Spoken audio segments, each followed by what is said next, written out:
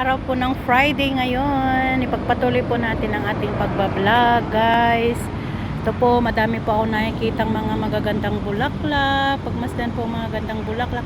Ito naman po, guys, ay pusya ang kulay. Ang aking paboritong pusya, guys, na kahit saan po ako makadaan, yan. Ang gaganda po ng kulay niya talaga, guys. Dahil namumukadkad po siya talaga sa kulay at sa kanyang paglago. Ayan. Ang plants na ito, guys, ay nakaka-amaze tingnan dahil makulay po siya, tapos malayo ka pa lang makikita mo na siya. Ayan, guys.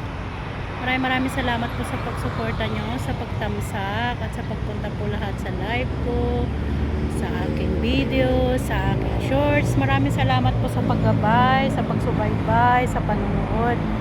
At maraming salamat, guys, sa lahat ng mga groupmates ko po.